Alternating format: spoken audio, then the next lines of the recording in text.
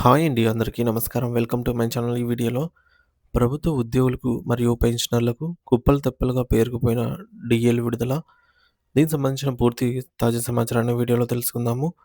Video అయితే ఎక్కడ గాని స్కిప్ చేయకుండా ఎండ్ వరకు చూసేయండి. అప్పుడు ఇన్ఫర్మేషన్ పూర్తిగా అర్థమవుతుంది. అలాగే వీడియో చూస్తున్న ప్రతి ఒక్కరు వీడియోకి లైక్ చేయండి ఫ్రెండ్స్. ఈ వీడియోని తోటి ఉద్యోగ, పెన్షనర్ మిత్రులతో అయితే షేర్ చేయండి. కొత్తగా మన ఛానల్ చూస్తున్నవారు ఇంకా ఎవరైనా సబ్స్క్రైబ్ చేసుకున్నట్లయితే వెంటనే మన ఛానల్‌ని సబ్స్క్రైబ్ చేసుకోండి. సో, దీని ద్వారా నేను చేసే ప్రతి ఒక్క వీడియో మీ వరకు రీచ్ అవుతుంది. ఇక ఆలస్యం చేయకుండా వివరాల్లోకైతే వెళ్ళిపోదాము. ఫ్రెండ్స్ ఇక విషయానికొచ్చినట్లయితే ఆంధ్రప్రదేశ్ ప్రభుత్వం ఉద్యోగుల సంక్షేమమే ధ్యేయంగా అడుగులు వేస్తూ మరో అత్యంత కీలకమైన నిర్ణయాన్నయితే తీసుకుంది. ఇప్పటికే ఒక డీఏ ప్రకటించిన ప్రభుత్వం ఇప్పుడు రెండవ డీఏని కూడా క్లియర్ చేసేందుకు సర్వం సిద్ధం చేస్తోంది. దీనికి సంబంధించి అన్ని జిల్లాల కలెక్టర్లకు మరియు సంబంధిత శాఖల కమిషనర్లకు ప్రభుత్వం నుంచి స్పష్టమైన ఆదేశాలు అందాయి. ఈ నిర్ణయం వల్ల రాష్ట్ర వ్యాప్తంగా ఉన్నటువంటి లక్షలాది మంది ప్రభుత్వ ఉద్యోగుల జీతాలు గణనీయంగా అయితే పెరగనున్నాయి. కేవలం సర్వీస్‌లో ఉన్న వారికే కాకుండా విశ్రాంత ఉద్యోగులకు కూడా ఈ డీఆర్ ప్రయోజనాలు అందుతాయి. తద్వారా వారి కుటుంబాల్లో నూతన ఉత్సాహం అయితే నిండనుంది. మరోవైపు ప్రభుత్వం కేవలం ఆర్థిక ప్రయోజనాలకే పరిమితం కాకుండా మానవీయ కోణంలోనూ ఆలోచిస్తోంది. ముఖ్యంగా అనారోగ్య సమస్యలతో విధులకు హాజరు కాలేక ఇబ్బందులు పడుతున్న ఉద్యోగుల కోసం ప్రత్యేక మానిటరీ ప్యాకేజ్‌ని అయితే ప్రకటించింది. మెడికల్ గ్రౌండ్స్‌లో అన్‌ఫిట్ అని అయ్యి స్వచ్ఛంద పదవీ విరమణ వీఆర్ఎస్ తీసుకోవాలనుకునే వారికి అదనపు ఆర్థిక సహాయం అందించాలని ముఖ్యమంత్రి గారు నిర్ణయించారు. దీనివల్ల ఏ ఉద్యోగానికి పనికిరాని స్థితిలో ఉన్న వారికి ప్రభుత్వం అండగా నిలుస్తుంది. ముఖ్యంగా ఆర్టీసీలో మెడికల్ అన్‌ఫిట్ అయిన అనేక మంది ఉద్యోగులకు ఈ నిర్ణయం ఒక పెద్ద వరంగా మారనుంది. వారి ఖాతాల్లోకి పెద్ద ఎత్తున నగదు ప్రయోజనం చేరనుంది. ఉద్యోగులకు ఇచ్చిన ప్రతి హామీని నెరవేరుస్తామని ప్రభుత్వం భరోసా ఇస్తోంది. ఇందులో భాగంగానే చాలా కాలంగా పెండింగ్‌లో ఉన్న బదిలీలు మరియు పదోన్నతుల ప్రక్రియను కూడా వేగవంతం చేయాలని యోచిస్తోంది. గత ప్రభుత్వ కాలం నుంచి పెండింగ్‌లో ఉన్న అరియర్స్ విడుదలపై కూడా ముమ్మరంగా కసరత్తులు జరుగుతోంది. డిసెంబర్ ముగిసిన నూతన సంవత్సరంలోకి అడుగుపెడుతున్న వేళ ప్రభుత్వం నుంచి ఇలాంటి వరుస తీపి కబుర్లు రావటం ఉద్యోగ వర్గాల్లో హర్షాన్ని నింపుతోంది. రాబోయే సంక్రాంతి పండుగ నాటికి మరిన్ని పెండింగ్ బిల్లులు క్లియర్ అయ్యే అవకాశం ఉండటంతో ఉద్యోగుల ఇళ్లల్లో పండుగ వెలుగులు మరింత ప్రకాశించనున్నాయి. దీనివల్ల అటు ఉద్యోగులు, ఇటు పెన్షనర్లు ప్రభుత్వ నిర్ణయాల పట్ల సానుకూలంగా స్పందిస్తున్నారు. కష్టకాలంలో ఉన్న ఉద్యోగిని ఆదుకోవడమే కాకుండా వారి హక్కులను కాపాడటంలో ప్రభుత్వం చిత్తశుద్ధిని వ్యవహరిస్తోంది. సో, మరో కథనం ప్రకారంగా ఆంధ్రప్రదేశ్ రాష్ట్ర ప్రభుత్వ ఉద్యోగులందరికీ ఇది అత్యంత కీలకమైన సమయము.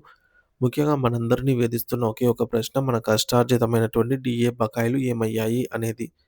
సో, ఈరోజు మనం ఆ బకాయిల వెనుక ఉన్న అసలు లెక్కలను, ఆ శాతాలను వెనుక దాగిన కథను చాలా వివరంగా అయితే ప్రతి ఒక్కరికి సులభంగా అర్థమయ్యేలాగా విడమర్చి చర్చించుకుందాము. మొదటగా అందరినీ ఆశ్చర్యానికి గురి చేస్తున్న ఆ భారీ మొత్తం ఇక్కడ స్క్రీన్ పైన చూడొచ్చు. ఒక్కొక్కరికి రూ. 1,98,744 అంటే యావరేజ్‌గా అన్నమాట. యావరేజ్‌గా ఒక 70,000 బేసిక్ సాలరీ ఉన్న వారికి ఈ అమౌంట్ రావాల్సి ఉంది. కేవలం డీఏల రూపంలోనే. అది ఎలానో చూద్దాము. అసలు ఈ డబ్బు ఎక్కడికి పోయింది? ఆ మొత్తం ఎలా లెక్క తేలిందో ఈరోజు మనం స్పష్టంగా తేలుద్దాం. ఈ పెద్ద మొత్తానికి గల కారణాలను అర్థం చేసుకోవాలంటే మనం కొంచెం వెనక్కి వెళ్ళాలి. అసలు ఈ బకాయిల పరంపర ఎక్కడ మొదలైందో అక్కడి నుంచి గమనిద్దాము. సో, ఇక్కడ మనం గుర్తుపెట్టుకోవాల్సిన ప్రాథమిక విషయం ఏంటంటే, రాష్ట్ర ప్రభుత్వం చివరిసారిగా డీఏను జనవరి 2023లో మంజూరు చేసింది. ఆ తర్వాత నుంచి నేటి వరకు కూడా చెల్లింపుల ప్రక్రియ పూర్తిగా నిలిచిపోయింది. అప్పటినుంచే బకాయిలు ఒక్కొక్కటిగా పేరుకుపోవడం మొదలై కొండలా తయారయ్యాయి. మరి ఇప్పటికీ సరిగ్గా 5 ఇన్‌స్టాల్‌మెంట్లు ప్రభుత్వం వద్ద పెండింగ్‌లో ఉన్నాయి. ఆ 5 విడతల వివరాలను లోతుగా పరిశీలిద్దాము. జూలై 2023 నుంచి మొదలుపెడితే ప్రతి 6 నెలలకు ఒక విడత చొప్పున బకాయి పడుతూనే ఉన్నాయి.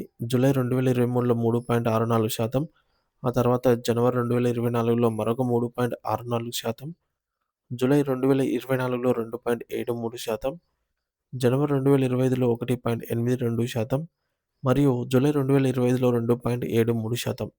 ఇలా వరుసగా విడతలు ఆగిపోయాయి. అంటే డీఏలు ఆగిపోయాయన్నమాట.